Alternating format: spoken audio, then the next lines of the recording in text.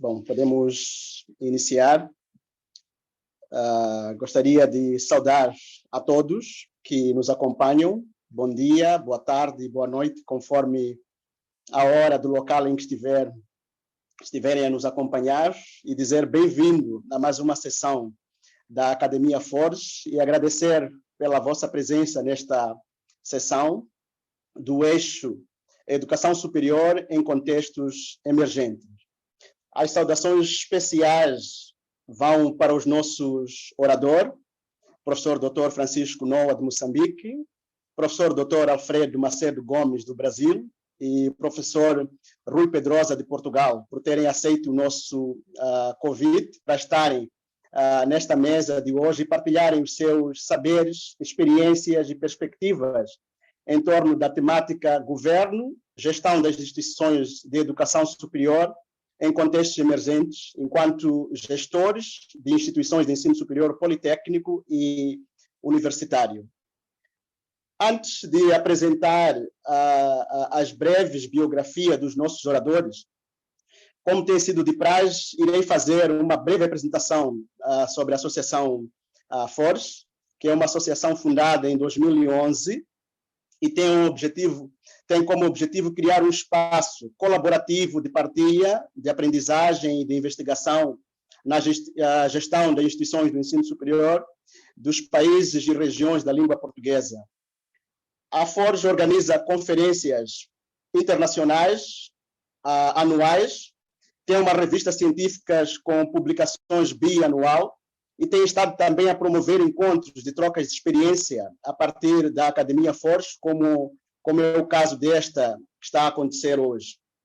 A Academia Forge é uma instituição, é constituída por 4 eixos de atuação, a saber, formação e inovação pedagógica, sustentabilidade no ensino superior, qualidade do ensino superior, educação superior em contextos emergentes, sendo esta sessão de hoje enquadrada neste último eixo.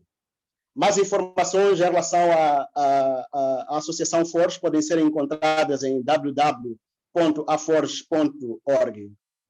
Passo, depois desta breve apresentação da Forge, a apresentar a biografia dos nossos ilustres convidados, referir que estarei a apresentar somente uma breve biografia do vasto currículo dos nossos convidados. A começar pelo professor Dr. Francisco Noa, que é doutorado em Literaturas Africanas e Línguas Portuguesas na Universidade Nova de Lisboa, em 1998 a 2001. Tem uma vasta experiência como docente universitário na área das ciências sociais e humanas e como formador de formadores, professor convidado em universidades nacionais e estrangeiras, como Santiago de Compostela, Espanha, Universidade de Abidjan, Costa de Marfim, Universidade de Montes Claros, Brasil, Universidade de Genebra, Suíça. Tem experiência de direção em instituições de ensino superior em Moçambique, onde foi diretor pedagógico e diretor científico da Universidade Politécnica, vice-reitor do Instituto Superior de Ciências e Tecnologia de Moçambique, reitor da Universidade de Lúrio. Tem participações em projetos de investigação científica interdisciplinar na área de ciências sociais e humanas, dentro e fora do país, com destaque para a literatura moçambicana, literatura colonial, patrimônios e identidades culturais, Oceano Índico e transnacionalismo. É consultor na área de educação básica, secundária e ensino superior e coordenador de projetos educacionais no âmbito da cooperação internacional. Autor de vários livros e centenas de artigos publicados dentro e fora do país. Passo a apresentar a breve biografia do professor Dr. Alfredo Macedo Gomes, professor do Centro de Educação da Universidade Federal de Pernambuco e pesquisador do CNPq, atua no programa de pós-graduação em educação da mesma universidade e no mestrado profissional em educação básica, ambos no Centro de Educação da Universidade Federal de Pernambuco. Formado em Psicologia pela Universidade Federal de Pernambuco em 1990, tem um mestrado em Sociologia pelo Programa de Pós-Graduação em Sociologia, também na Universidade do Pernambuco, e PhD em Educação pela University of Bristol, Inglaterra, em 2000. Realizou pós-doutorado em Educação Superior no Center for Globalization Education and Associates da University of Bristol em 2010 e 2011. É reitor da Universidade Federal de Pernambuco desde 2019. Foi diretor do Centro de Educação da Universidade de Pernambuco em 2016 a 2019, coordenador do Programa de Pós-Graduação em Educação 2004 a 2005 e 2011 a 2013, chefe de Departamento de Fundamentos da Educação em 2004, é membro da Associação Nacional de Pesquisa e Pós-Graduação em Educação, da qual foi presidente, membro da diretoria executiva da Associação Nacional dos Dirigentes das Instituições Federais do Ensino Superior, coordena e realiza pesquisa na área de políticas públicas e educação superior. Passo a apresentar agora também a biografia do professor Rui Pedrosa, que é doutorado em Biologia Humana pela Faculdade de Medicina da Universidade do Porto, mestre em Biologia Celular e licenciado em Bioquímica pela Faculdade de Ciência e Tecnologia da Universidade de Coimbra. É presidente do Politécnico de Leiria desde 2018 e vice-presidente da NERLEI, Associação Empresarial da Região de Leiria, desde 2018. Foi presidente do Politécnico de Leiria para a área de investigação e inovação entre 2014 e 2018. É professor coordenador em Biotecnologia Marinha na Escola Superior de Turismo e Tecnologia do Mar,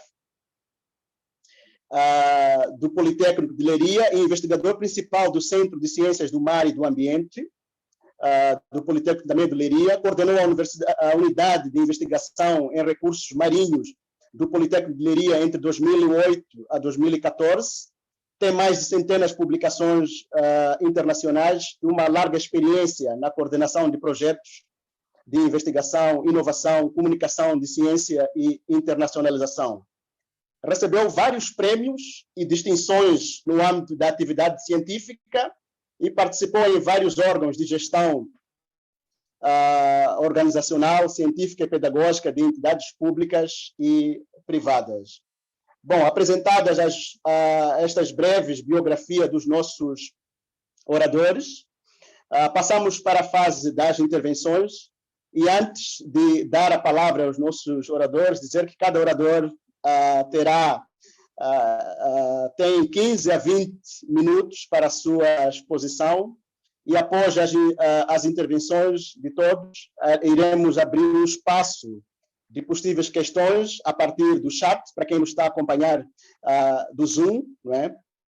E, sendo assim, estarei desta feita a dar a palavra ao nosso primeiro convidado, o professor Dr. Francisco Noah. O professor Francisco Noah tem este momento para a sua exposição.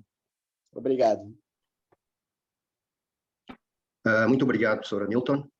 Boa tarde a todos. Boa tarde ao professor Alfredo, ao professor Rui Pedrosa, que são meus companheiros de jornada. Quero agradecer este convite, que muito me honra, e é também um enorme privilégio poder estar aqui na Forge, neste formato, e poder partilhar, obviamente, algumas das minhas ideias em relação a esta questão de governo e gestão das instituições do ensino superior em contextos emergentes. Eu devo dizer que, para já, é um tema de uma enorme importância. Obviamente, dadas as grandes transformações que nós temos conhecido no nosso tempo, sobretudo de 40 anos atrás para cá, transformações tecnológicas, transformações culturais, transformações sociais, transformações políticas, também transformações de ordem ambiental, né, que acabam por fazer uma espécie de uma amálgama de situações extremamente desafiadoras, quer para as pessoas individualmente, quer para as instituições, porque todas essas transformações, como nós sabemos, têm tido um enorme impacto nas nossas vidas e que obrigam, sobretudo, quer os governos, quer as instituições, a posicionarem-se para lidarem com essas transformações. São transformações extremamente rápidas, profundas e, sobretudo, disruptivas, no sentido de que elas criam sempre novas realidades. Digamos que hoje uma das competências maiores que nós deveríamos ter é exatamente a capacidade de adaptação e de lidar com todas essas transformações. Aliás, há um estudioso de origem polaca, que é o Zygmunt Bauman, que fala de vivemos num contexto da modernidade líquida, em que tudo se transforma, tudo se mistura e nada permanece como deveria permanecer. E então, isto, obviamente, para as instituições é profundamente, extremamente desafiador. Como é que se colocam os processos educacionais perante todas essas transformações, se nós pensarmos que a educação visa a médio e longo prazo conseguir a estabilização das sociedades? Qual é o melhor modelo de gestão, por exemplo, para lidar com todas essas mudanças e que estão por trás de enormes crises cíclicas e com sérias implicações económicas e muito particularmente no financiamento das instituições? Podemos, só nos últimos 10 anos, pensarmos na grande crise económica e financeira de 2008, que nós sabemos que afetou não só as sociedades, mas afetou as instituições, muito particularmente as instituições do ensino superior. Podemos pensar na Covid, os impactos que ela está a ter, né? E este formato que hoje nós adotamos é fruto dessas mudanças, em que, obviamente, a sociedade teve que rapidamente se adaptar. Pensando muito particularmente em relação a Moçambique, nós começamos a assistir uma crise profundíssima do ponto de vista económico e financeiro a partir de 2015, 2016, e eu na altura encontrava-me à frente da Universidade de Lúria, em que eu tinha um orçamento em 2015 que deveria ser equivalente a 10 milhões de dólares, e em 2016, 2017, esse orçamento já era equivalente a 5 milhões de dólares. Portanto, praticamente metade daquilo que seria minimamente aceitável para a gestão da instituição. Então, eu reputo, de facto, de muito importante esta questão da gestão, da governação, e acho que também é uma preocupação em Moçambique, porque no plano estratégico 2011-2020, os 6 pilares que sustentavam esse plano estratégico, 2 deles estavam ligados à questão da governação, à questão da gestão e, muito particularmente, à questão da gestão interna. Então, perante todas essas transformações, qual deve ser, digamos, a postura, tendo em conta um pouco a experiência que eu tive, qual deve ser a postura das instituições? Claramente, eu penso que o investimento tem que ser numa gestão estratégica. E isso pode parecer um pouco paradoxal, dadas essas transformações todas, dadas as instabilidades, dadas as incertezas, e nós sabemos que uma gestão estratégica funciona sempre a médio e longo prazo. E então pode parecer que há aí uma situação paradoxal, mas eu penso que mais do que paradoxal é uma situação extremamente desafiadora, porque acredito que uma gestão estratégica, além de nos ajudar a lidar com os apelos do cotidiano, que tem a ver com a sobrevivência ou a manutenção das instituições, ela é a única forma de nós podermos olhar para o futuro com alguma confiança e com algum otimismo em termos de crescimento e mesmo em termos de desenvolvimento. É verdade que a gestão estratégica tem uma dupla face, porque se ela é garantia da sustentabilidade e da qualidade, a qualidade também, por sua vez, e a própria sustentabilidade, acaba por ser, digamos, um fator importantíssimo da própria gestão estratégica. É verdade que quando nós falamos de gestão estratégica, pode aparentemente parecer um chavão, mas eu penso que é algo que devidamente interiorizado pela instituição, pode ser, pela instituição e inclusivamente pelos próprios países, pode ser de facto uma grande possibilidade de suplantar não só questões imediatas, mas também de lidar com questões de médio e longo prazo, como me referi antes. E obviamente que uma gestão estratégica implica toda uma assunção de posturas, sobretudo assumir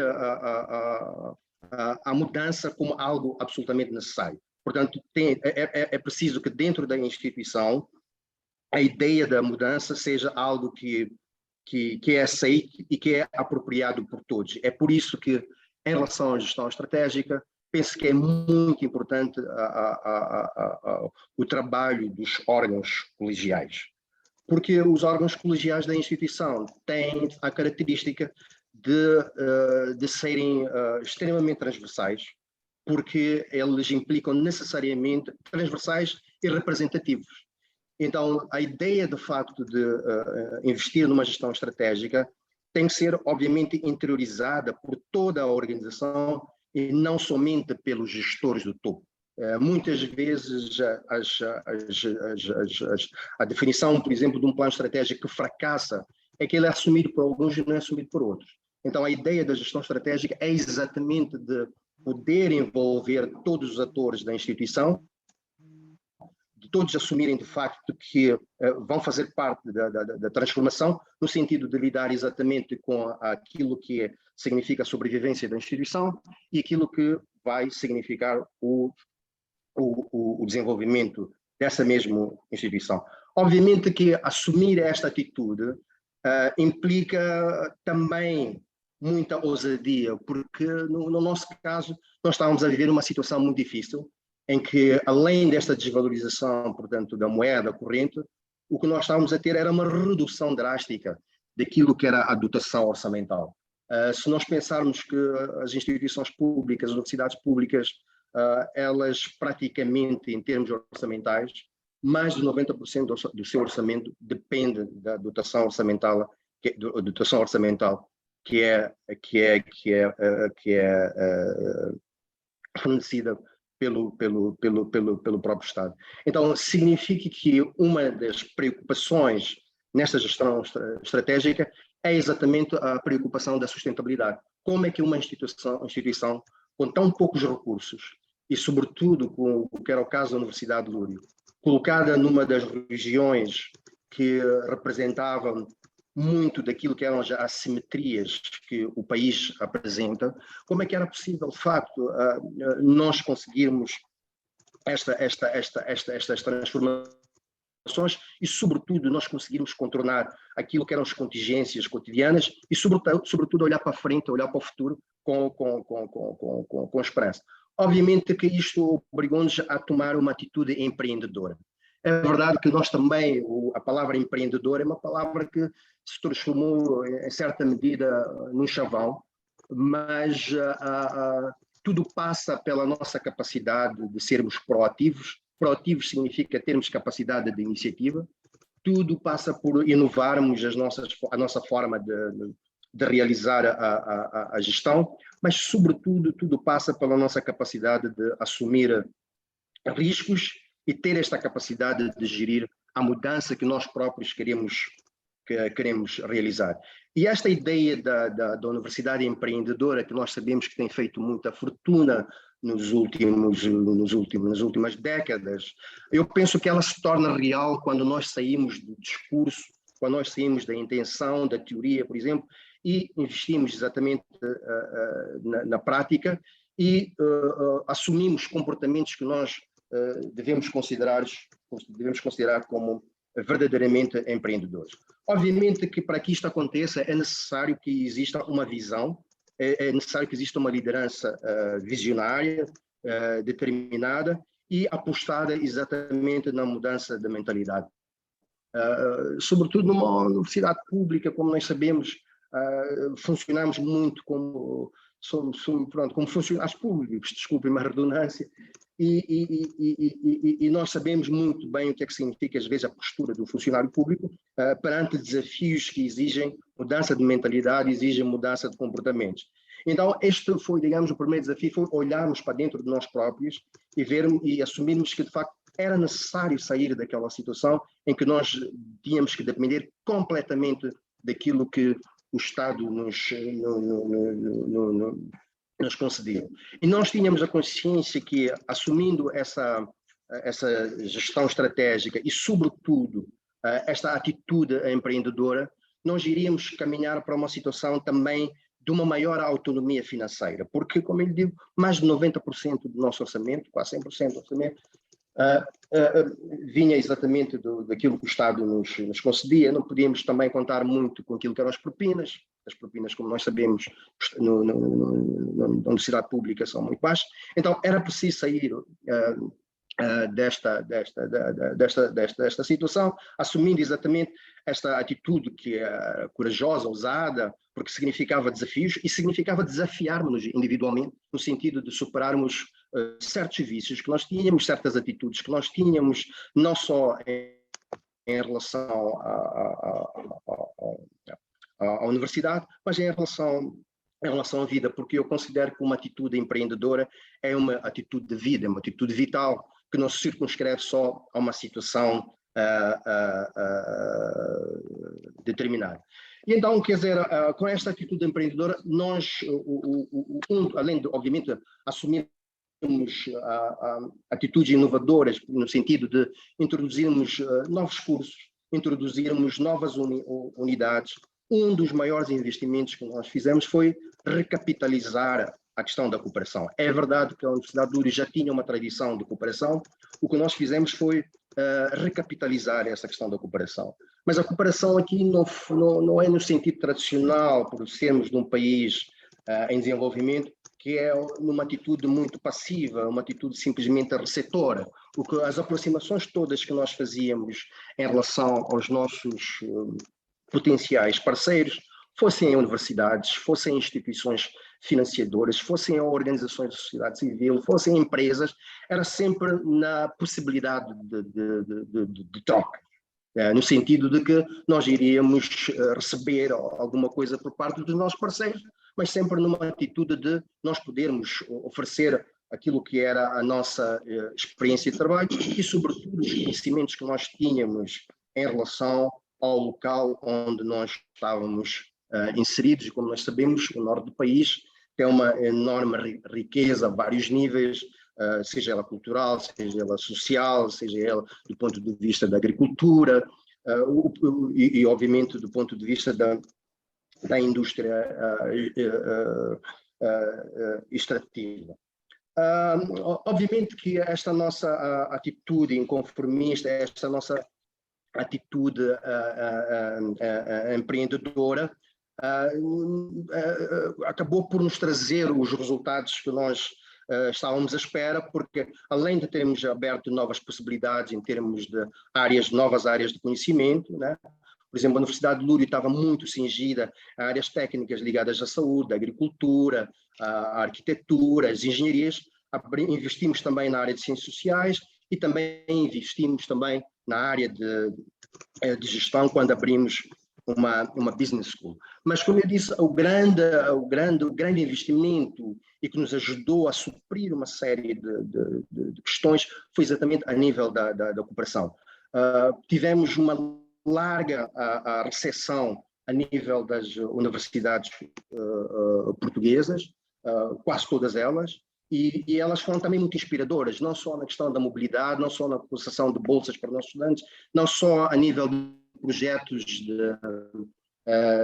de pesquisa, também em projetos de extensão em que eles participaram, mas muitos desses nossos parceiros, estou a pensar, por exemplo, na Universidade Nova de Lisboa, funcionaram como uma plataforma giratória que nos puseram em ligação com muito mais outras instituições e que permitiram que desenvolvêssemos não só projetos de pesquisa, mas também desenvolvêssemos, abríssemos cursos de pós-graduação em praticamente toda a universidade. E como nós sabemos, quer os projetos de pesquisa, quer os projetos de pós-graduação, não só traziam maior capacidade à instituição, como aumentavam o capital humano, não só da nossa universidade, mas também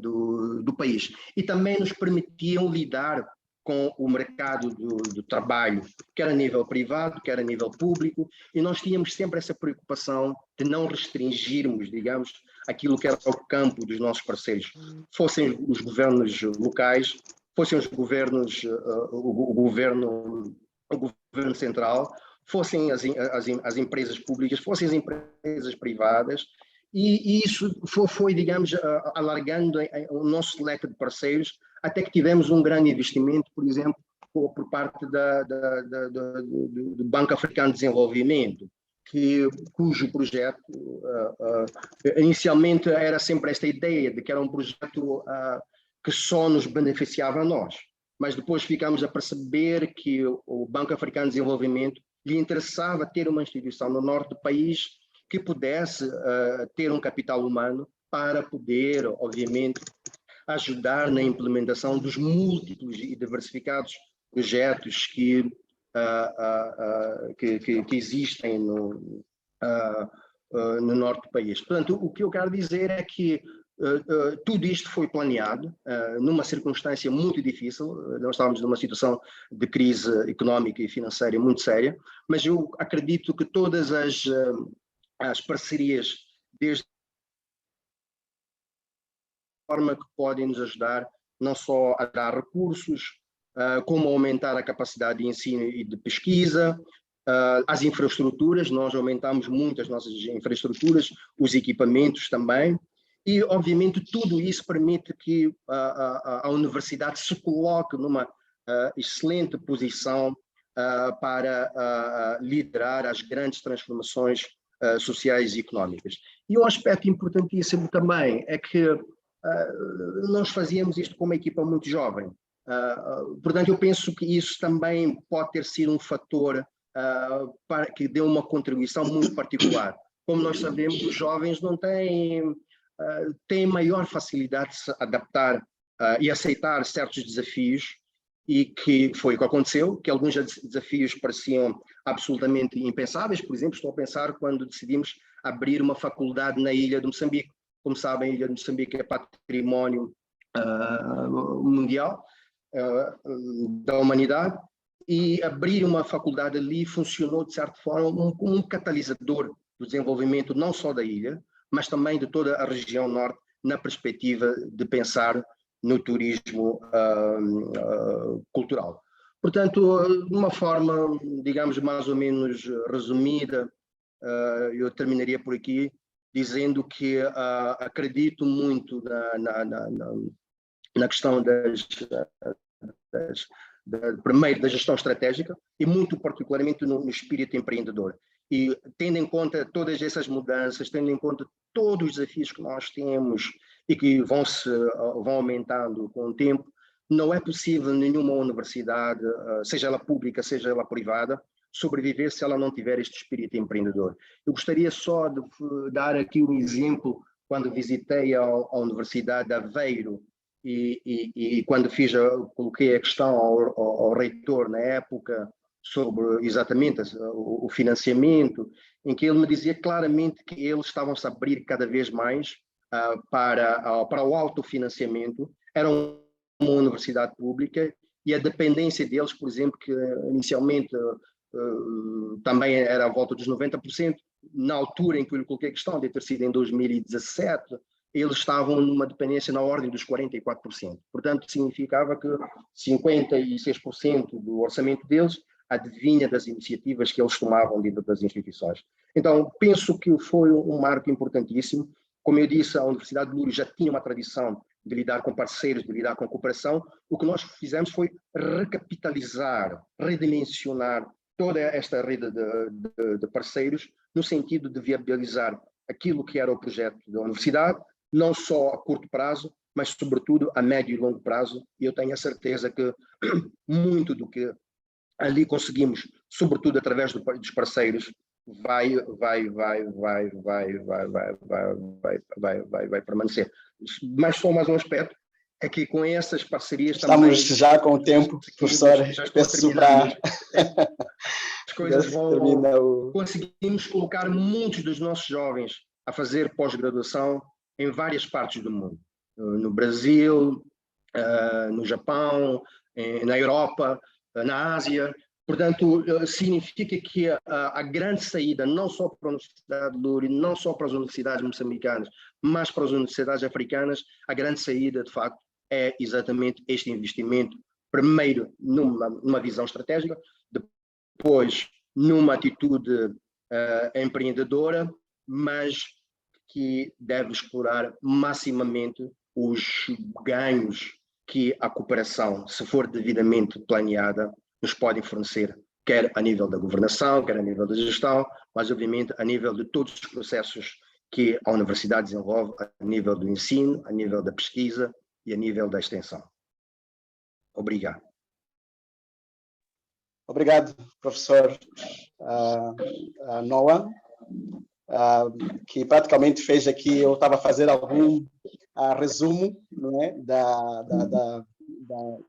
da exposição do professor Noah, que acabou também fazendo no final.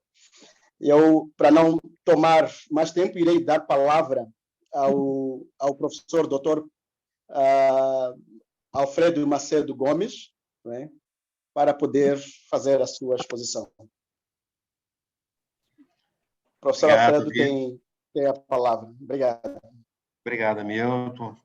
Mais uma vez, né, bom dia, boa tarde, boa noite a todos aqui presentes. Eu vou falar inicialmente, trazendo um pouco o contexto da Universidade Federal de Pernambuco, né, a universidade que eu estou na condição de reitor. Depois eu vou falar um pouquinho, de forma mais ampla, né, sobre o contexto nacional, né. Obviamente, para fazer o governo, né, ou a gestão de uma universidade, né, em uma região como Pernambuco, Nordeste, Brasil, né, são instituições localizadas um pouco na periferia, digamos assim, da economia de maneira geral. Embora globalizada, mantém grandes desigualdades em torno disso. Mas a gestão, ela demanda, como instrumento de gestão, ela demanda, em primeiro lugar, muito diálogo interno com a comunidade, né? A comunidade docente, pesquisadores, de técnicos administrativos e também de estudantes. Essa ferramenta de gestão ela é fundamental, portanto, né, para, digamos assim, estabelecer objetivos e metas e perseguir ao longo de um determinado tempo, né? Isso é fundamental. Uma segunda coisa que demanda também desse processo é a capacidade de planejar e, uma vez feito o planejamento, né, ter a capacidade de monitorar e reavaliar de forma permanente o planejamento. O planejamento, obviamente, ele tem uma perna para dentro da universidade, para dentro das suas respectivas unidades, mas também, né, no caso da Universidade Federal, com a Universidade Pública, ela tem uma relação muito forte com o governo federal, né? Mais tarde eu falo um pouco sobre esse processo, né?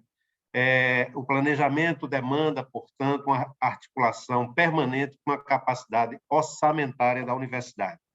Nós precisamos de uma previsão orçamentária, financeira, para o funcionamento de forma regular, para que o que é estabelecido em termos de metas, em termos de objetivos, possa ser tratado, né, e reorganizado, reajustado a partir um pouco desse processo. Ainda como ferramenta de gestão, nós trabalhamos muito na perspectiva da sustentabilidade financeira, né, dentro dos limites que já destacado, mas também buscando construir uma universidade, né, em que a sustentabilidade ambiental é um parâmetro muito importante de ação. E aí nós nos vinculamos, né, aos ODS e à Agenda 2030.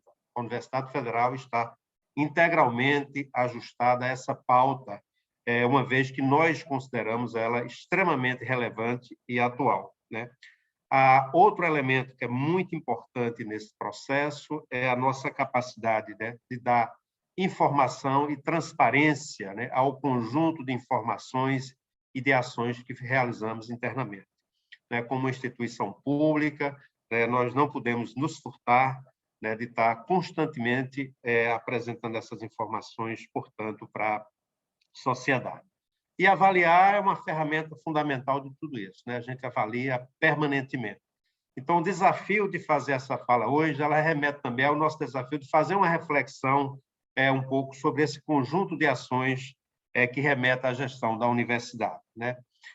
Por último, dentro dessa perspectiva, um pilar importante desse processo é o diálogo permanente para fora da universidade, né? Como é que nós podemos, né, ampliar a nossa capacidade de dialogar com a sociedade de maneira geral, né, com o mundo produtivo, serviços, indústrias, movimentos sociais, né, para que nós possamos ganhar relevância, né, e aderência dos movimentos que acontecem fora da universidade no sentido da visibilidade. Então, o processo de extensão ele é fundamental, portanto, na nossa capacidade, não apenas de fazer a formação na graduação e na pós-graduação, mestrado, doutorado, mas também fazer projeto de extensão que ganhe relevância e apresente à comunidade mais próxima e à comunidade geral, né, o conjunto de ações que temos realizado nesse processo. Como universidade pública, né, nós dependemos, obviamente, né, de ações e de políticas implementadas ou apresentadas nacionalmente. E aí a encruzilhada se encontra hoje a Universidade Federal, a Universidade Pública Federal no Brasil. Nós vivemos um momento particularmente muito difícil, né? Todo mundo tem acompanhado a situação das universidades, não apenas do ponto de vista da grande lacuna de políticas públicas que possa estimular as universidades, né, a fazer as suas ações. Nós estamos vivendo um período particularmente muito difícil, não temos políticas públicas nesse sentido, e, por outro lado, nós temos lidado permanentemente, né, com 3 elementos que afetam a nossa vida. Primeiro, cortes orçamentários. Eu não vou me alongar sobre nenhuma das 3 para poder falar sobre gestão, viu professor Hamilton? Né, nós temos cortes orçamentários que são muito profundos. Nossa universidade perdeu algo em torno de 50 milhões de reais, né, nos últimos 3 anos. Né? No orçamento, nós estamos falando do orçamento na ordem, né, de 150 milhões, o orçamento discricionário. Nós temos, por outro lado, né, um governo negacionista do ponto de vista científico e que ataca, por meio de discursos e narrativas, as universidades federais. Isso também repercute, portanto, no clima interno, mas também na forma como as universidades são tratadas do ponto de vista das políticas públicas. E temos, em outra dimensão, né, tendo em vista a legislação atual da universidade, né, ataques permanentes à autonomia das instituições, uma vez que, constitucionalmente falando, as universidades federais gozam de autonomia de gestão patrimonial, acadêmica, financeira, de gestão de pessoal, de forma indissociável, né, para tocar as políticas de extensão, ensino e pesquisa. Bom, essa conjuntura nacional, portanto, ela cria enormes dificuldades, né, para fazer a gestão da universidade. Por exemplo, nós temos que rever permanentemente o nosso planejamento.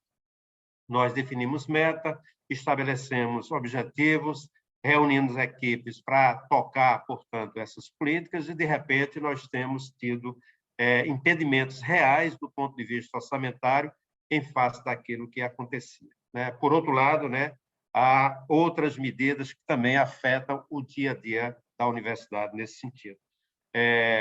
Então, a gestão da universidade pública no Brasil, especialmente da Universidade Federal, ela se define, em parte, né, pelas políticas nacionais, políticas públicas nacionais, em outra parte, pela nossa capacidade de formulação de políticas institucionais, né, dentro dessa conjuntura, né? Então, do ponto de vista das nossas políticas institucionais e nosso modelo de gestão aqui, eu vou trazer aqui alguns elementos para que nós possamos pensar.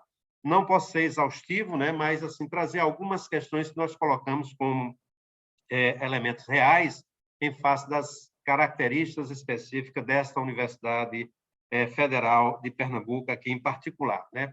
Assim, nós entendemos a sua dimensão estratégica, não apenas aqui para a cidade do Recife, mas para o estado de Pernambuco e a região Nordeste, em face da liderança que realizamos, né, do ponto de vista de ensino, de graduação, de pós-graduação e de pesquisa, né? E isso nós colocamos como, digamos assim, como metas concretas para realizar nesses campos, né? E temos trabalhado nesse sentido. Tratamos também de realizar iniciativas, né, para propor a diversidade étnico-racial da nossa universidade, não apenas na graduação, mas na pós-graduação. Esse é um grande desafio no contexto brasileiro e também no contexto aqui de Pernambuco, em face, né, do racismo estrutural existente no Brasil. Então, metas nesse sentido nós temos colocado, né, inclusive com a implantação de políticas de cota nas pós-graduação aqui da nossa universidade, né, e isso já está acontecendo há alguns dias, e também para o ingresso de professores e também de pessoal técnico administrativo. O desafio, portanto, tem sido no sentido da gente diversificar a base do ponto de vista da comunidade estudantil, mas também fazer com que professores e técnicos administrativos passem a fazer parte do nosso corpo profissional, do corpo de formação aqui da nossa instituição, né? Um outro elemento do ponto de vista da gestão ainda, aqui para trazer para vocês, né, é a questão da sustentabilidade, né? Então, nesse sentido, a Universidade Federal de Pernambuco resolveu diversificar sua matriz energética, né? Nós implantamos 6 usinas fotovoltaicas, estamos caminhando para fazer outras iniciativas voltadas para carregamento, portanto, de automóveis aqui na universidade, né, para que essa pauta, que ela é uma pauta de pesquisa e de inovação, ela se articule, né, para melhorar a infraestrutura da universidade, mas que, ao mesmo tempo, possa se articular com o mundo produtivo. Então, nós chamamos as empresas, chamamos os parceiros para construir essa iniciativa. Aí, um ponto específico nessa dimensão é a construção do polo tecnológico da Universidade Federal de Pernambuco. Nós estamos em vias, né, de implementação, está previsto para o início do próximo ano, em que várias startups, várias empresas, né, sentarão aqui no nosso polo, né, no nosso parque, perdão, para que essa, digamos assim, essa sinergia entre o que está acontecendo nos programas, né, na graduação, nas startups, possam, portanto, ter uma repercussão mais direta nesse processo. Nós estamos fazendo isso, reiterando permanentemente, né, o nosso princípio do financiamento público da Universidade Federal de Pernambuco e da Universidade Federal de maneira geral. Nós não podemos abrir mão, né, de financiamento permanente do ponto de vista da política nacional, mas isso também não pode limitar outras iniciativas adicionais ao recurso estatal, ao recurso público, para financiar outras iniciativas, não para fazer a manutenção, não para fazer o funcionamento da universidade, mas para garantir, portanto, esse braço que articula com a comunidade fora da universidade e também com o mundo produtivo de maneira geral. Aí, nesse sentido, eu vou fazer uma menção aqui, eu sei que o tempo já está avançando, né, professor Milton? Mas, assim, fazer um destaque aqui é que nós fizemos uma mudança que eu considero muito importante do ponto de vista da normativa das atividades docentes dentro da Universidade Federal, né? Até pouco tempo atrás, praticamente, nós estávamos assentados, obviamente, no princípio constitucional definido, né, da indissociabilidade entre ensino, pesquisa e extensão, e realizávamos isso muito bem, e acho que isso demanda ajuste, encaminhamentos, né? Recentemente, a gente fez uma normativa na universidade e nós incluímos outras atividades como essenciais e fundamentais à realização das atividades docentes. Particularmente, nós incluímos a inovação, né, os projetos de inovação ganhando equivalência, né, junto com os projetos de pesquisa, de extensão e as atividades de ensino, né, para que possa também fortalecer essa atividade, né, que tem sido uma atividade muito importante do ponto de vista da conjuntura global em que estamos inseridos hoje, do ponto de vista econômico, né? Todo mundo aqui sabe, né, que existe uma divisão internacional da produção de conhecimento. Essa divisão internacional da produção de conhecimento, ela impacta diferentemente as regiões do globo, entre elas, portanto, o Brasil, e dentro do Brasil, as diferentes regiões, e nós precisamos, portanto, criar estratégias para responder diferentemente a essa conjuntura mais ampla, inserindo a universidade dentro do que nós chamamos aqui uma inclusão produtiva, né? É preciso que a universidade caminhe dentro de uma orientação mais ampla dentro desse processo, né? Então, essa questão da inovação, da pesquisa e da extensão, dentro dessa nova resolução, nós anualizamos a carga horária docente, ou seja, diferentemente de outros países, talvez o contexto de Portugal já esteja praticamente resolvida essa questão, e os países anglo-saxônicos e também do norte, né? No Brasil, aqui, especialmente na nossa universidade, os professores têm que dar aula todo semestre na graduação. Embora a gente respeite a carga horária atualmente, é importante agora dizer que nós podemos anualizar e, para projeto de pesquisa, de extensão e inovação, os professores podem se dedicar um semestre e, no outro semestre, concentrar suas disciplinas, portanto, na graduação, a partir da aprovação, obviamente, nos respectivos departamentos dos programas de pesquisa e ensino dos professores, né? E, para finalizar, nosso tempo está acabando, nos nossos 15 minutos, né? Eu gostaria de dizer assim, o enorme desafio que vivem as universidades, né? Nós tivemos um período aqui no Brasil em que havia, de certa forma, políticas importantes em que nós poderíamos deferir em termos do conteúdo da política e da importância da política, mas elas existiam de forma abundante, né? A política de democratização do acesso, de interiorização da universidade, avaliação das instituições de maneira geral, políticas de assistência estudantil, políticas de inclusão, eu poderia citar aqui umas 30, tá certo? E a conjuntura atual, portanto, houve um tremendo retrocesso em torno dessas políticas, né? De tal forma que nós temos que nos voltar e preparar as instituições internamente, né? Tendo em vista a conjuntura mais ampla, né? Mas também o que há de mais específico no nosso entorno, para que nós possamos formar com muita qualidade, como faz aqui no Brasil, né, as universidades federais. No mais, dizer que o nosso objetivo é construir e continuar construindo uma universidade plural, uma universidade diversa, uma universidade inclusiva, né, mantendo os princípios da gratuidade, né, que temos como referência desde 1988, um pouquinho anterior, quando foi promulgada a Constituição brasileira. Então, muito obrigado pela atenção e eu fico à disposição. Obrigado, professor Alfredo Macedo, né? Por destacar aqui em relação à intervenção do professor Noah, né, alguns aspectos em comum, a questão do financiamento e esta reavaliação, não é, constante das planificações previamente feitas, não é, por causa dos cortes orçamentais, que de alguma forma acaba criando algum constrangimento ao nível da gestão.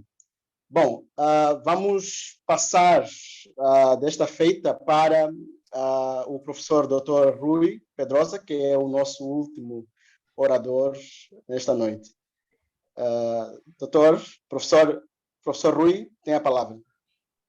Olá, muito boa tarde a todos. De Portugal boa tarde, e portanto quero naturalmente cumprimentar todos, cumprimentar a professora Milton, o professor Alfredo Gomes, o professor Francisco Noá, um cumprimento especial para a Forges, de reconhecimento também por todo o trabalho que tem realizado nesta discussão e gerando estes fóruns de discussão entre as instituições de ensino superior da lusofonia e, sobretudo, na dimensão de gestão e a importância que a gestão tem no ensino superior. Deixem-me fazer um cumprimento muito especial à professora Luísa Cerdeira, por várias razões, pelo trabalho de liderança que também tem feito na Forges, por ser minha amiga, e pelo convite que me fez. E, portanto, um cumprimento especial e agradecimento também. Eu vou passar algumas notas, algumas serão comuns ao que já foi partilhado e vou apenas reforçá-las. Mas gostava de centrar a minha intervenção no tema que é o governo ou os modelos de governança ou de governação e de gestão das instituições de ensino superior em tempos de emergência, em contextos de emergência ou emergentes.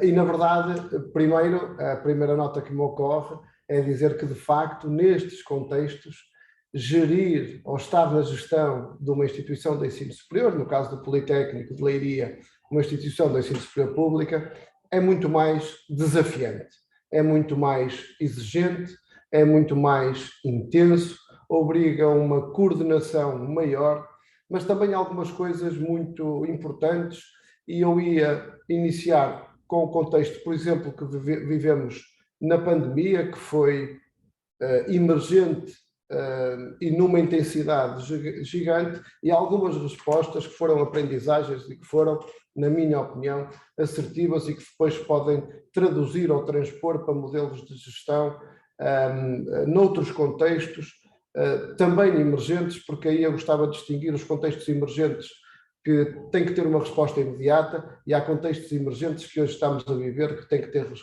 respostas planeadas e a pensar no futuro. No caso da pandemia, isso foi bem claro para nós, uma das coisas muito importantes é ter a coordenação das respostas institucionais. Nestes contextos emergentes é muito importante ter alguma concentração ou centralização, é evidente com apoio transversal, mas ter esta coordenação maior, mais intensa, porque, na verdade, as linhas da ação programática para uma resposta imediata de emergência ou mesmo de médio prazo obrigam a que sejamos mais assertivos e aqui chamar uma maior centralidade nas respostas. Um exemplo concreto do que fizemos no Politécnico de Leiria e que permitiu essa resposta mais assertiva e transversal.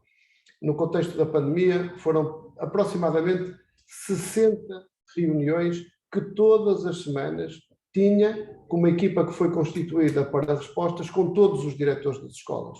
E, na verdade, acertávamos as estratégias, as respostas que tinham que ser de emergência e imediatas de forma transversal. Podíamos discordar em muitas destas reuniões, mas no final da reunião tínhamos uma decisão para a instituição e todos estávamos comprometidos e para alinhar as respostas para a associação, para a instituição, pensando em toda a academia, mas depois também fomos um bocadinho mais longe.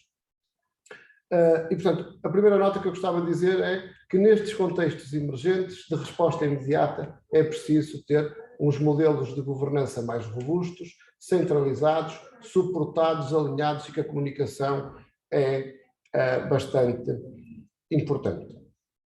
Depois, e reforçando também o que já foi dito por quem me antecedeu nas intervenções, que é esta ideia que hoje, eu diria que cada vez mais e para todas as instituições de ensino superior é fundamental, e felizmente hoje o Politécnico de Leiria tem este enquadramento, é que as instituições de ensino superior sejam cada vez mais instituições de ensino superior abertas, sem muros, relacionadas com a sociedade, com a comunidade. O que quer dizer que muitas vezes nos contextos de emergência ou emergentes, as respostas não podem ser pensadas só na academia.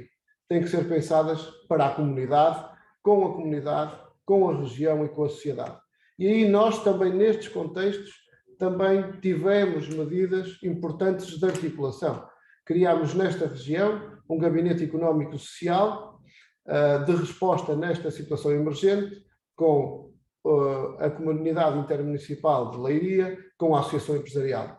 Vamos dizer também que reunimos durante a pandemia 3 presidentes da comunidade intermunicipal da região de Leiria, da associação empresarial e do Politécnico de Leiria, todas as semanas, para ter, numa fase imediata, respostas de proteção das pessoas e também respostas imediatas económicas e sociais, a pensar, por exemplo, no emprego e nas empresas, mas também depois com esta mobilização, que foi depois de mais de uma centena de pessoas, criar um plano não só de resposta imediata, mas resposta de médio e de longo prazo para a região.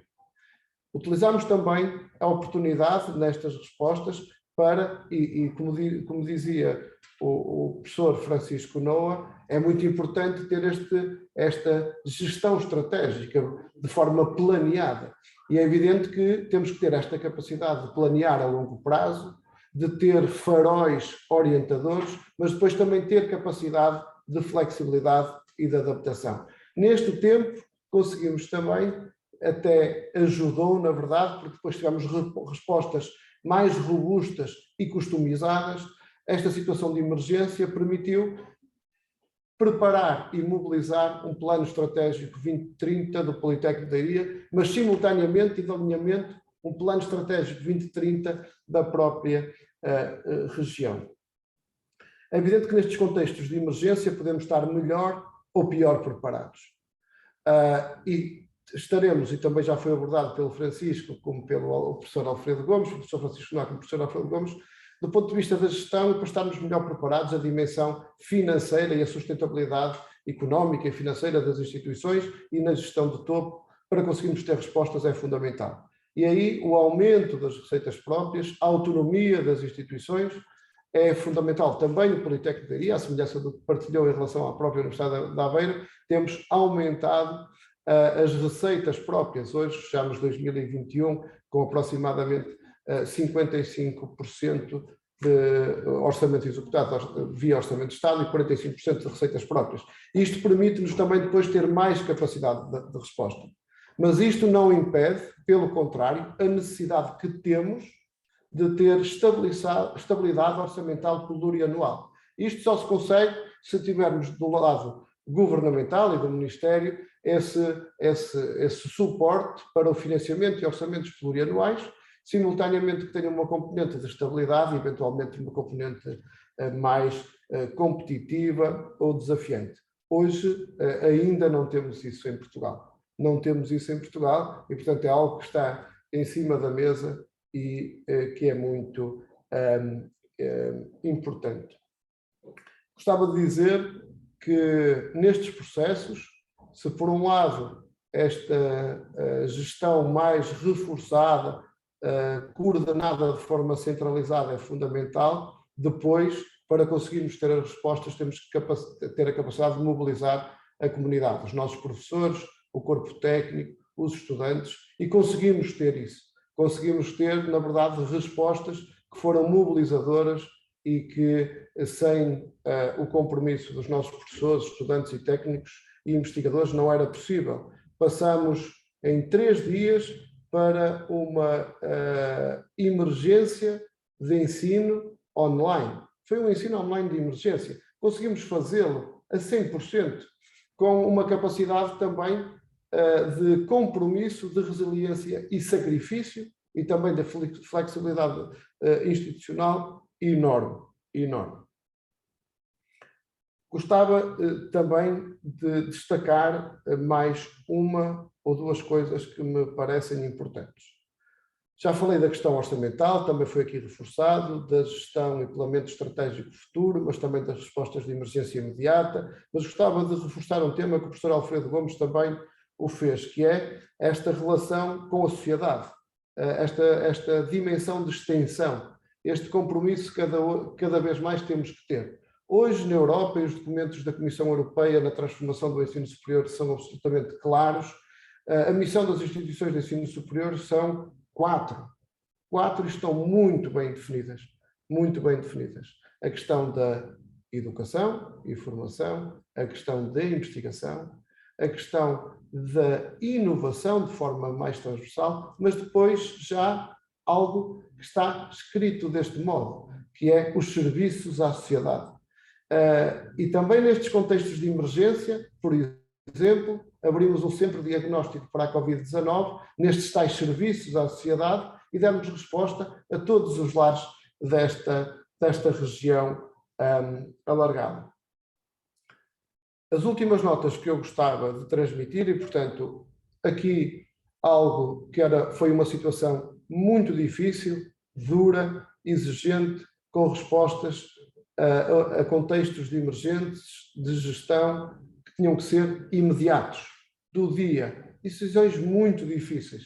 E posso partilhar só mais uma antes de falar do planeamento futuro, que houve um momento, isto depois, quando estamos com a gestão também de proximidade nos territórios, fica tudo mais fácil. Houve um Conselho de Ministros, uma quinta-feira, janeiro, segunda ou terceira semana de janeiro, creio que segunda semana de janeiro, em 2021. Foi quando o impacto da Covid-19 foi maior em Portugal, onde tivemos mais mortes, mais intensidade, mais pressão nos hospitais.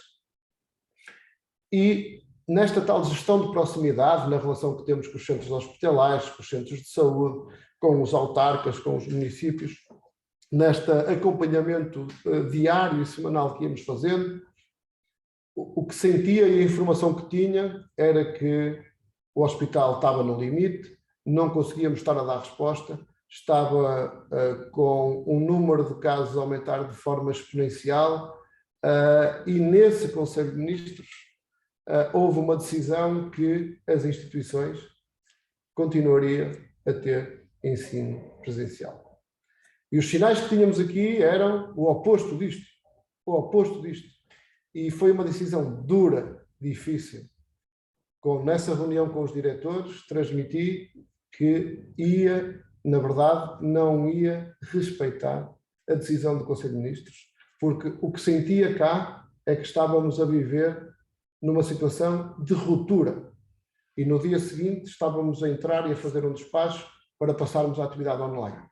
É evidente que, passado uma semana, o país fechou todo e foi uma decisão depois coletiva que tive que assumir enquanto presidente e fiquei muito satisfeito com a decisão, porque, na verdade, entendi que foi a certa naquele momento. Porque nestes contextos de emergentes, na gestão, esta dimensão de proximidade, de sentirmos o que está a acontecer nas regiões e nos territórios, também é absolutamente decisiva. Para o futuro, dizer que, de facto, depois há situações que estes contextos emergentes não são de respostas imediatas e de momento, são de respostas planeadas e de médio e longo prazo. O que estamos a viver na emergência climática, na emergência das respostas da transição digital e na emergência da transformação social, carecem de respostas estratégicas da gestão de topo das instituições de ensino superior pública, mas cujos efeitos destes contextos emergentes são sentidos gradualmente. As respostas têm que ser fortes, graduais, mas contínuas. E aí também a gestão do ensino superior é muito importante. Por exemplo, o que estamos a fazer no Politécnico de Leiria, temos um plano estratégico aprovado por unanimidade a 2030, em que temos 3 agendas de transformação, em que as atividades estratégicas e os objetivos estratégicos que temos estão alinhadas. Uma da transformação pela inovação social, e nestes contextos que vivemos, esta guerra na Europa também, alguns contextos de conflito, mas mais estes de longo prazo, como acabei de referir, implicam termos também um alinhamento com uma agenda de transformação social que tenha alinhamento estratégico.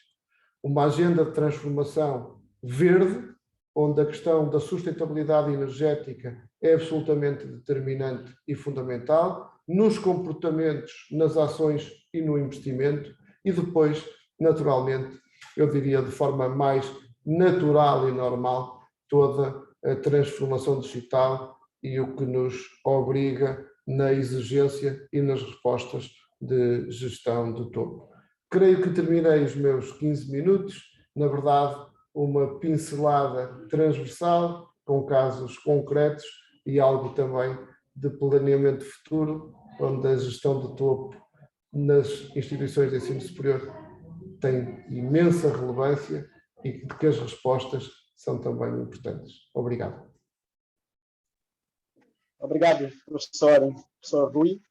Podemos perceber aqui das três exposições que, apesar dos contextos variarem, né, em termos das condições dos próprios países e em termos da realidade, né, dos diversos contextos, nós percebemos aqui que existe um denominador comum, a questão do financiamento, e percebemos também que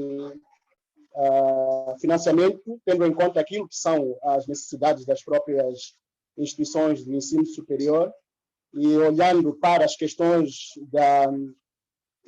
as questões dos contextos emergentes, né, podemos perceber que as respostas devem ser, como foi aqui bem dito, graduais, né, contínuas, estratégicas, como ficou muito claro aqui nas intervenções dos nossos oradores.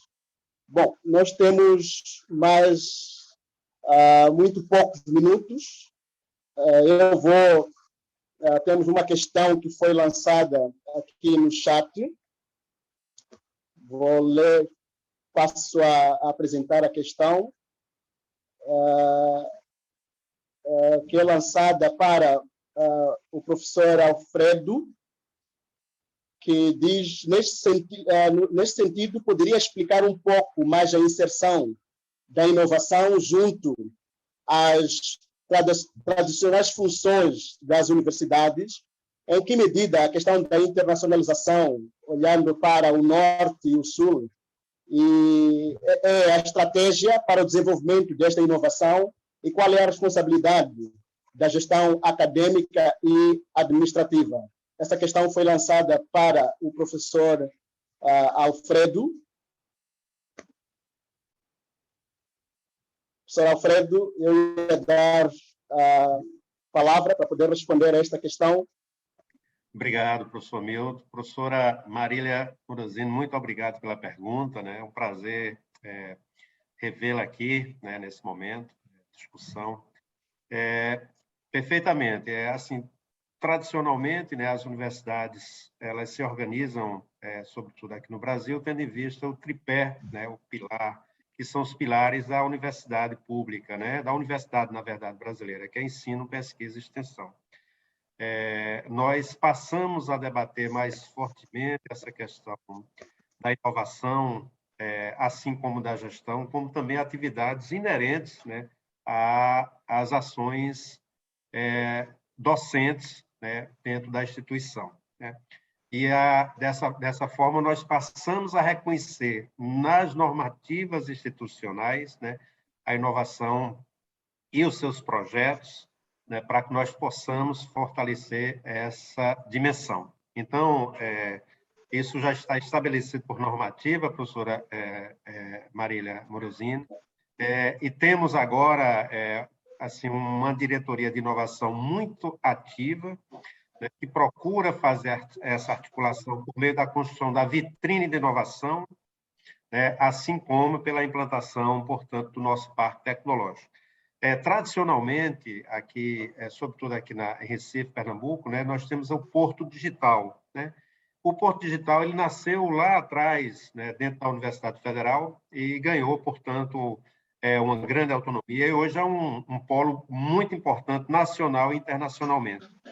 Mas a criação de um ecossistema, né, de pesquisa e inovação precisa ser implementado aqui no nosso estado.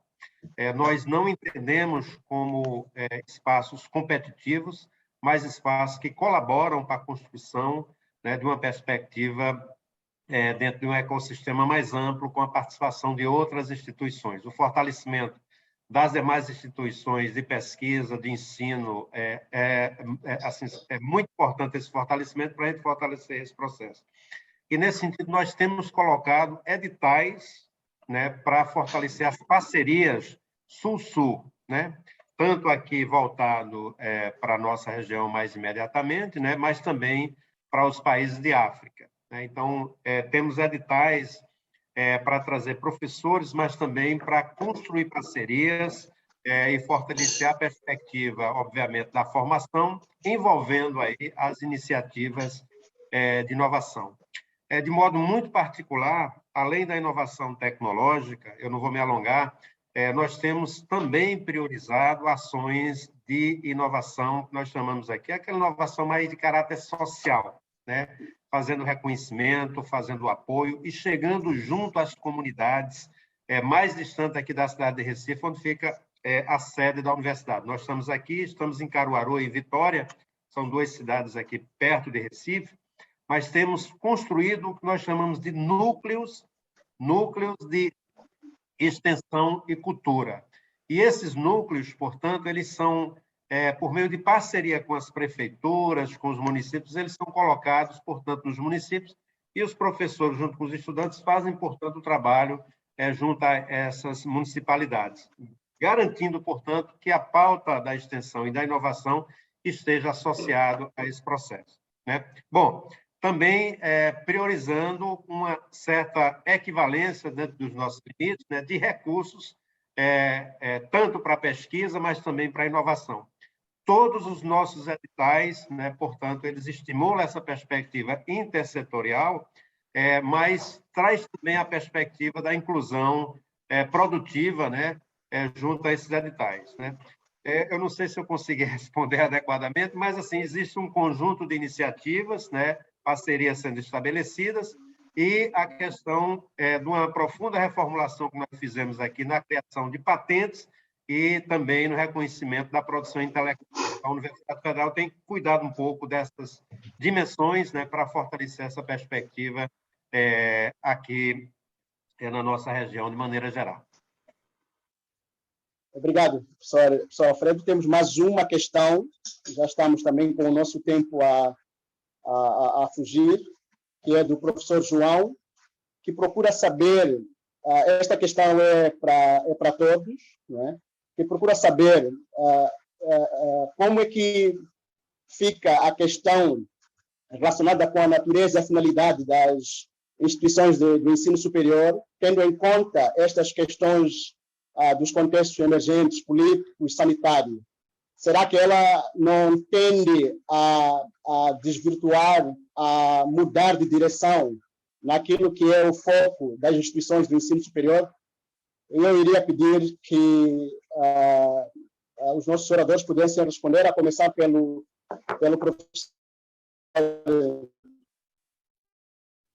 professor Francisco Noah. Muito obrigado. Depois podemos passar para o professor.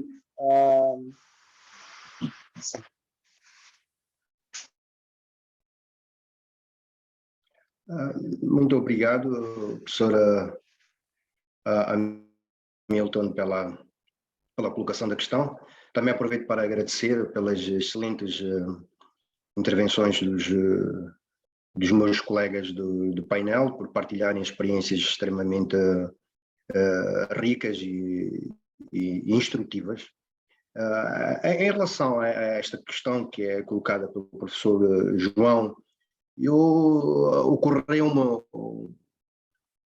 um texto de um grande intelectual francês, que é o Jean-François Lyotard, que escreveu um livro em 1983 que fala da condição pós-moderna, e em que ele em algum momento discute o papel que a universidade iria ter em relação aos tempos que se aproximavam, e muito particularmente na relação quer com os poderes políticos, quer com os poderes económicos.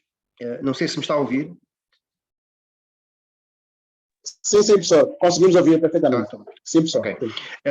Quer em relação aos poderes políticos, quer em relação aos poderes económicos, como é que as instituições de ensino superior, as universidades, os institutos, se deveriam colocar em relação a isso? E a colocação dele tem muito a ver com isto que é trazido pelo professor João, que é exatamente que as universidades não podem nunca perder o foco naquilo que é a sua missão, e que ela tem a ver exatamente com aquilo que já foi muito bem colocado, com esta questão da formação, com a questão da pesquisa, da relação com a comunidade, mas eu penso que a grande missão da universidade é produzir conhecimento e colocá-lo ao serviço da sociedade.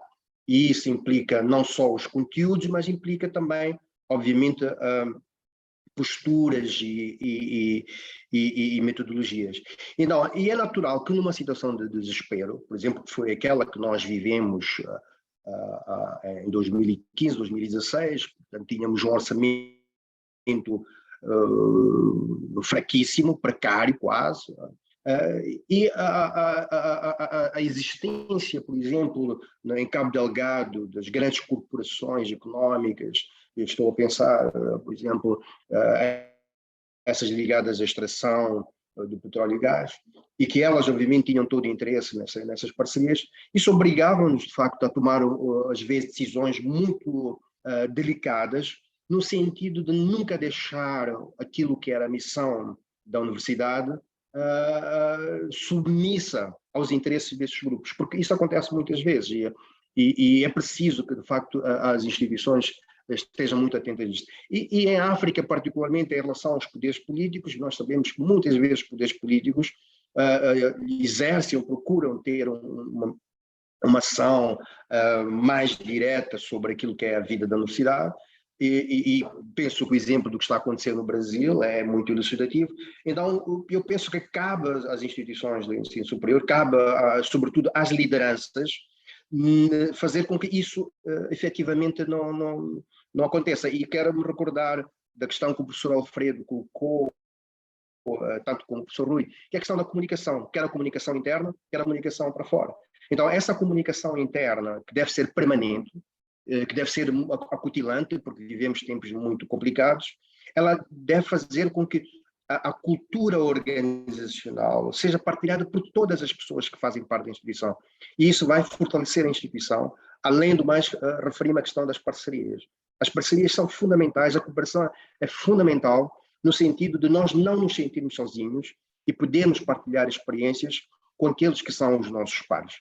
Portanto, penso que esta questão que está aqui muito bem colocada é uma questão absolutamente legítima e que tem a ver com a realidade que nós vivemos, exatamente por causa destes contextos emergentes, em que é muito fácil que uma instituição se renda quer aos poderes políticos, quer aos poderes económicos. Então, a resiliência, digamos, faz parte também da existência e da gestão e da governação das instituições de ensino superior. Obrigado, professor Noah. Passo a palavra ao professor Rui. Novamente, a pergunta é de facto, obrigado pela pergunta ao professor João, a pergunta é muito pertinente, mas a minha resposta vai ser politicamente incorreta.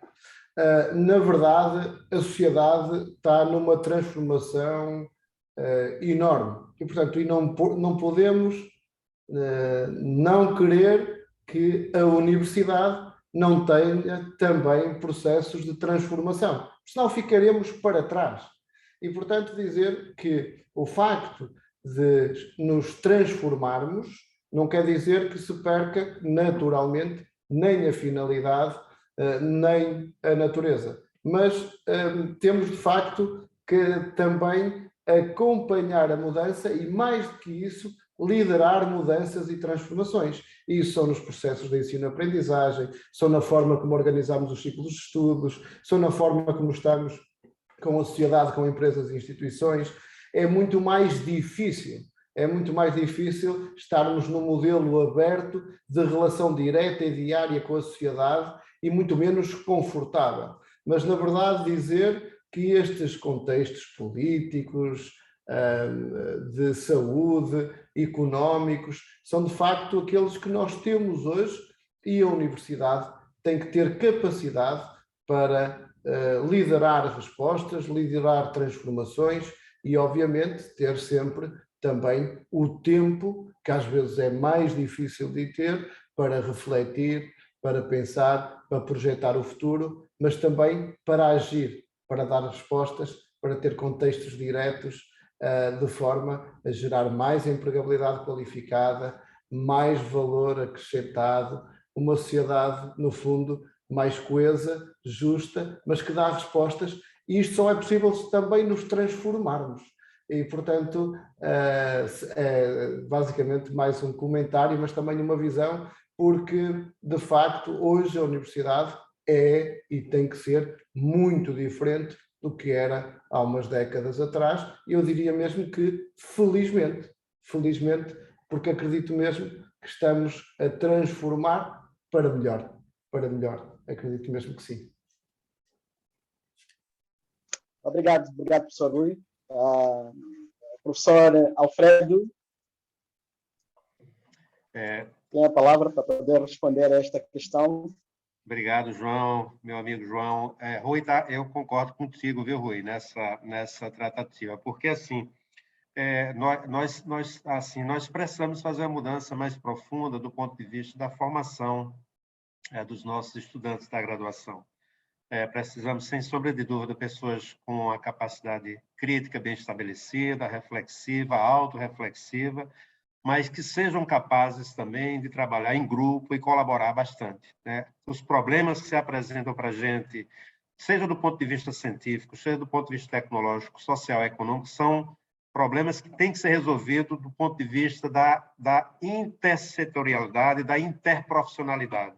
E nós não podemos agora formar como formávamos, digamos assim, há 30 anos, 50 anos atrás, etc. Então, precisamos provocar esse debate para fazer a mudança do ponto de vista dos nossos currículos, né, e discutir como é que nós podemos formar nesse sentido. Então, assim, por exemplo, na área sanitária, isso provocou uma profunda discussão na universidade sobre a organização da área de saúde.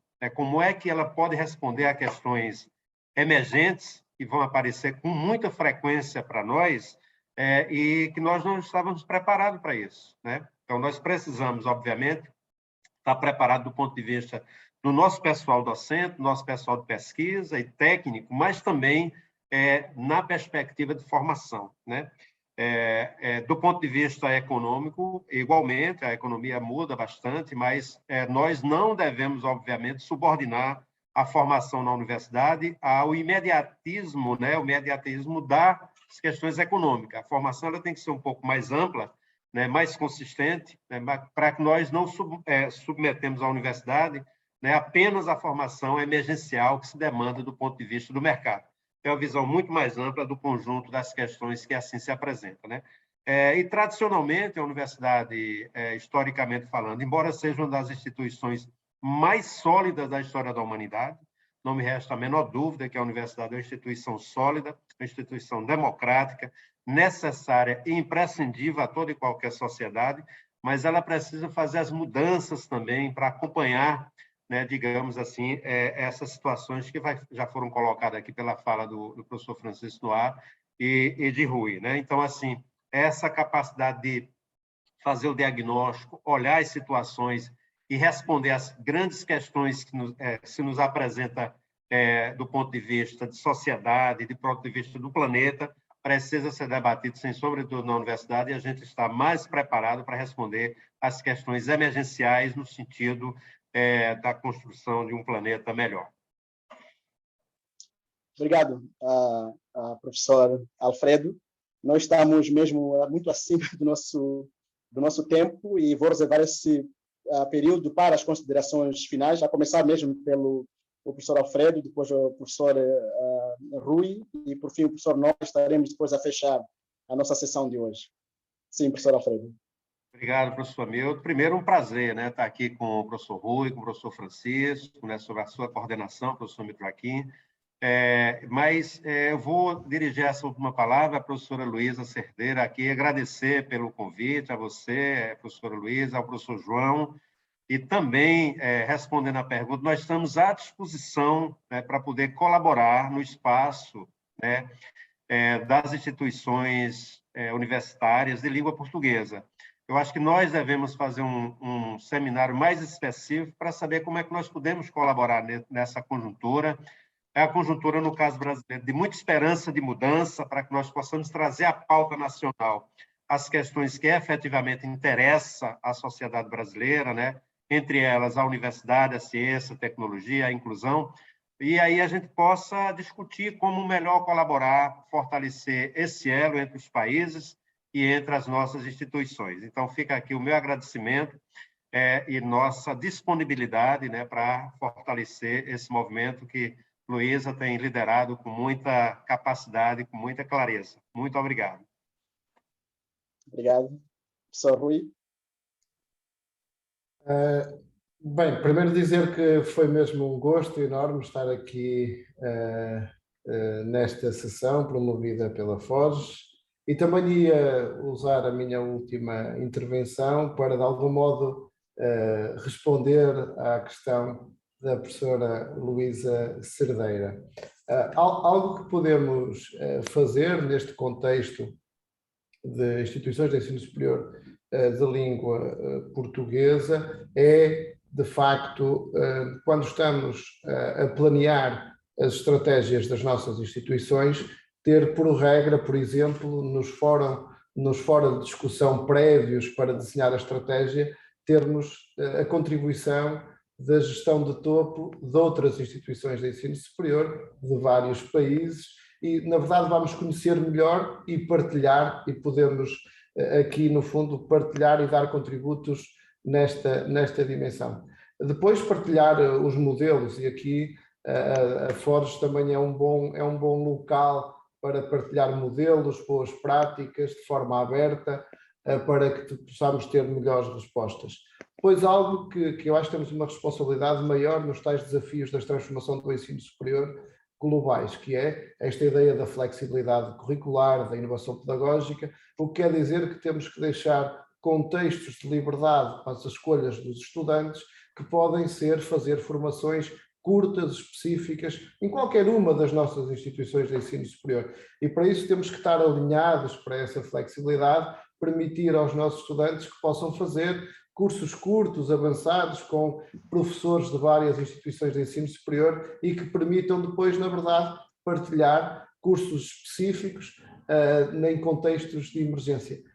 Finalmente, nesta dimensão, como nestas mudanças, o que temos também cada vez mais é a necessidade de formação ao longo da vida, também é mais uma oportunidade para, se forem cursos curtos, com 2, 3, 4 professores que vêm de instituições de ensino superior diferentes para o mesmo tema, na base das respostas à emergência, estamos seguramente a contribuir para a partilha do melhor que cada instituição tem, que são as suas pessoas, os seus professores, os seus investigadores, os seus técnicos, e partilhar com os nossos estudantes, sejam eles jovens estudantes ou sejam profissionais que venham fazer qualificação avançada ou requalificação profissional. Obrigado. Professor Noah. Muito obrigado. Foi, de facto, um excelente momento. Infelizmente foi muito curto, mas penso que haverá oportunidades para nós continuarmos a trocar ideias. A língua portuguesa é uma enorme plataforma de convivência e também de afetos, não só do ponto de vista intelectual, e nós temos experimentado isso ao longo do tempo. Eu penso que já existem algumas plataformas, e nós na Uniluri, não só, outras instituições que temos beneficiado neste espaço da língua portuguesa. Estou a pensar, além da Forge, que tem feito um trabalho extraordinário, estou a pensar, por exemplo, na AUP, na Associação das Universidades de Língua Portuguesa, que tem permitido contactos, além daqueles contactos em conjunto, tem permitido contactos bilaterais e que tem criado condições para parcerias muito proveitosas. Eu tive excelentes experiências a esse nível com universidades de Portugal, do Brasil, de Cabo Verde, e que ampliaram, obviamente, as nossas possibilidades, primeiro, de sobrevivência, mas também de desenvolvimento, exatamente porque se criaram condições, quer a nível da pesquisa, quer a nível da pós-graduação, para que tivéssemos quadros melhor capacitados para enfrentarem, de facto, aquilo que são os grandes desafios das universidades e do país. E subscrevo inteiramente as colocações dos meus colegas, do professor Rui Pedrosa e do professor Alfredo, que foi, de facto, um enorme prazer conhecê-los por esta via, e isto também demonstra esse aspecto do inconformismo e da capacidade das universidades se adaptarem a situações, digamos, complicadas, como essa que foi criada pela Covid, em que muito rapidamente as instituições reagiram e criaram essas plataformas que nos permitem manter uma comunicação que eu considero fundamental para a sobrevivência das nossas instituições, e quero voltar a reforçar este aspecto só através de uma liderança estratégica e empreendedora, mas também destas plataformas de cooperação e de parceria, é possível nós fazermos com que as universidades possam enfrentar e responder a todos os desafios que o dia a dia nos coloca, mas sobretudo o futuro. Portanto, muito obrigado por esta oportunidade. Obrigado. Bom, como eu já havia dito, estamos mesmo a finalizar. Quero agradecer mais uma vez a todos por terem participado hoje desta sessão. Dizer que esta sessão estará disponível no YouTube da Forge. Mais uma vez agradecer aos nossos oradores por terem aceito o convite. Agradecer a toda a equipe de coordenação do eixo de educação superior em contextos emergentes. Os nossos agradecimentos também são extensivos à direção e ao secretariado da Forge, que tornou possível esta sessão. Obrigado e até uma próxima oportunidade. Obrigado. Obrigado. Adeus. Obrigado também pela oportunidade. Um abraço. Um abraço. Obrigado, adeus. Um abraço a todos. Obrigado. Bom revê-la, Marília. Olá, parabéns! Parabéns pela inovação. Gostei muito da